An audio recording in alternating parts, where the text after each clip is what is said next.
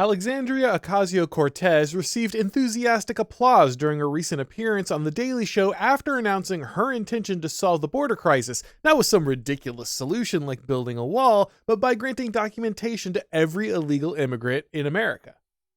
At this point, the Daily Show audience must consist of about 20 people with a median IQ lower than the average temperature in Montana in January, but the New York Congresswoman's solution seems to be conventional wisdom among most liberals now.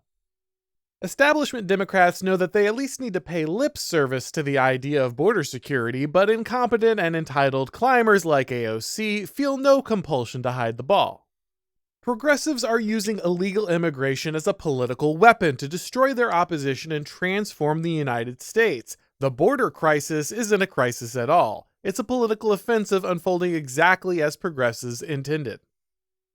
There was a time when the left pretended to care about the working class.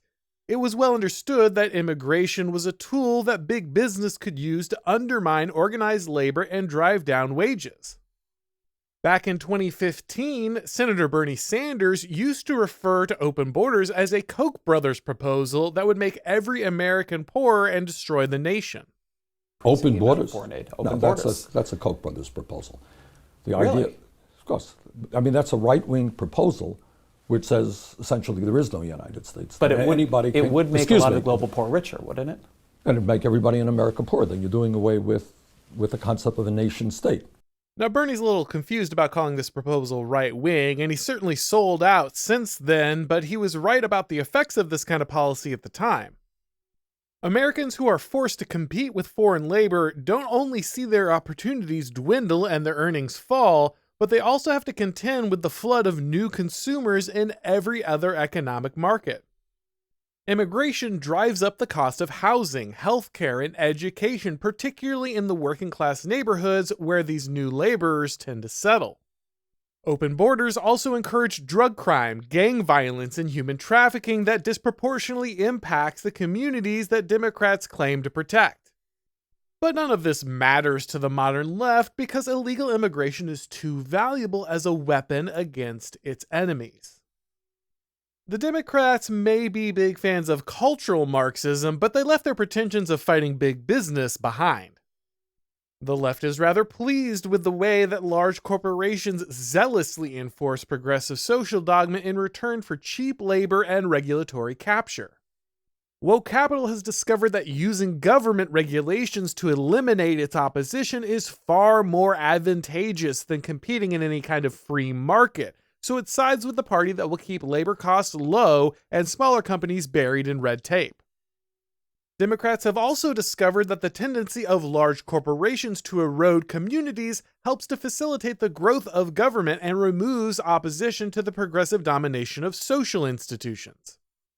When the government attempts to consolidate power, its two major barriers are regional autonomy and loyalty to competing social institutions. People with a strong sense of community and identity tend to rely heavily on their families, friends, churches, and civic organizations, not the government. For the state to grow, it must take over tasks like education or care for the elderly from competing social organizations. Communities can stay loyal to their previous traditions and values by relying on their shared institutions, but individuals deprived of these support systems must bend the knee to the state.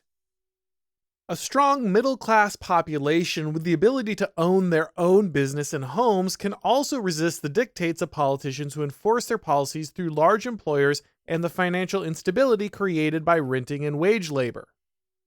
These financially secure families also have a nasty habit of building that kind of generational wealth that funds those churches and community organizations that contend with the government for loyalty. A government that is looking to consolidate power and regularly impose its will on the populace needs to find a way to dismantle its independent middle class while ensuring the support of a more dependent and less established population. High and low versus middle is a classic political strategy used by rulers who need to remove the resistance that comes from an established population.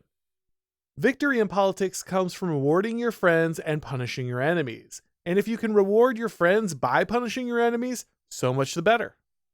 By importing a dependent client class of cheap laborers, the left ensures the support of powerful corporations while undermining the stability of established American communities.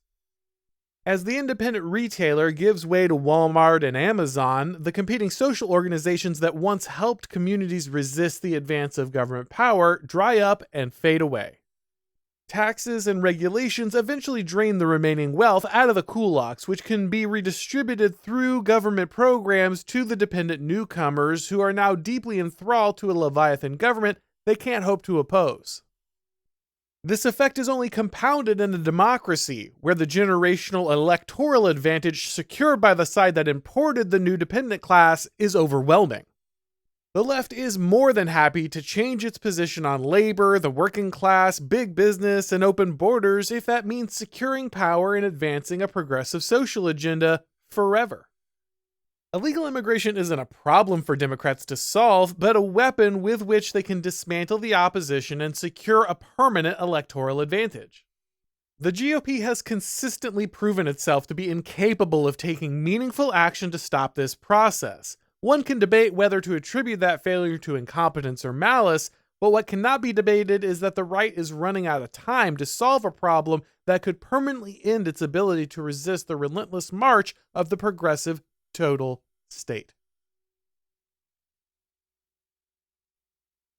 Hey guys, thanks for watching. As always, if you enjoyed this video, go ahead and click like, and if you haven't subscribed yet, now is a great time to do so. If you'd like to get these broadcasts as podcasts, make sure that you subscribe to the Auron MacIntyre Show on your favorite podcast platform.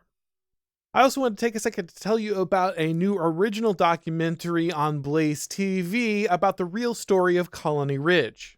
Glenn Beck and the Blaze Originals team traveled to Liberty County, Texas, and discovered that there was a development there that was exploding in size and that the overwhelming percentage of residents were Spanish-speaking non-citizens.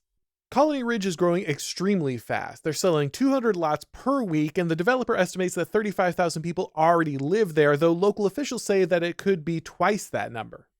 Either way, it will be hundreds of thousands of people living there in just a few years if nothing's done. The US government has already opened our borders and given illegal immigrants the ability not just to buy land here, but to also finance the purchase of it. That's a big part of Colony Ridge's success.